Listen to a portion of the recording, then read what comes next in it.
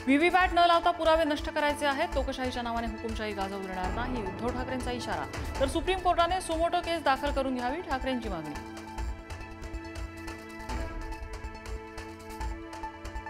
मतदार याद्या न दाखवणं हाच मुळात घोळ आहे, कोण कुणाचे वडील हेच याद्यांमधून समजत नाही।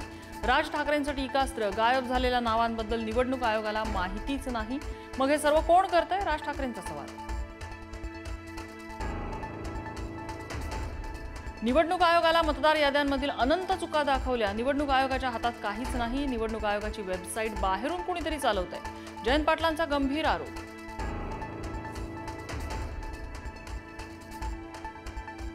घोळ असलेल्या यादीसह निवडणुकीला सामोरं जाणं योग्य नाही, राहुल गांधींनी चुका दाखवल्या पण उत्तर मिळालं नाही, बाळासाहेब थोरातांची निवडणूक आयोगावर टीका। इतके कन्फ्युज विरोधक पाहिले नाहीत, मागणी काय करायची हेच माहिती नाही, कायदा समजून न घेता फक्त नॅरेटिव्ह सेट करायचं काम सुरू, मुख्यमंत्री फडणवीसांची विरोधकांवर टीका। मुंबई एसटी बँकेत तुफान राडा, सदावर्ते आणि अडसूळ गटाच्या संचालकांमध्ये हाणामारी, आनंदराव अडसूळ संघटनेचे 4 ते 5 संचालक जखमी।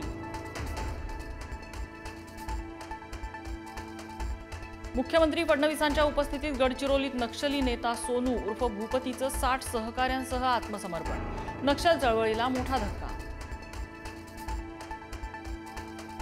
वसई विरारचे माजी पालिका आयुक्त अनिल कुमार पवार यांना हायकोर्टाकडून दिलासा, ईडीने केलेली अटक हायकोर्टाने ठरवली बेकायदा। इंद्रनील नाईक गोंदिया जिल्ह्याचे नवे पालकमंत्री, बाबासाहेब पाटील यांनी तब्येतीच्या कारणामुळे पालकमंत्रीपद सोडल्याची चर्चा, पाटलांचा पालकमंत्रीपदाचा कार्यभार नाईक सांभाळणार। पुण्याच्या जिल्हा सत्र न्यायालयात एका पक्षकाराची आत्महत्या, न्यायालयाच्या नव्या इमारतीवरूनच घेतली उडी, खटला चालवला जात नसल्याने संपवलं जीवन।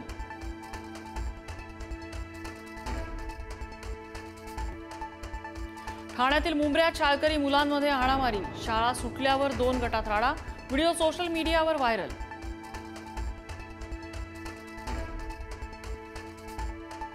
बिहार विधानसभा निवडणुकीसाठी भाजपाकडून 12 उमेदवारांची दुसरी यादी जाहीर, गायिका मैथिली ठाकूरला भाजपाकडून उमेदवारी, मैथिली ठाकूर अलीनगर मतदारसंघातून निवडणूक लढवणार। देशासह राज्यात दिवाळीची जय्यत तयारी सुरू, आकाशकंदील, दिवे, लाइटिंग आणि सजावटीच्या साहित्याने बाजारपेठा सजल्या, विविध आकर्षक वस्तू बाजारात खरेदीसाठी दाखल।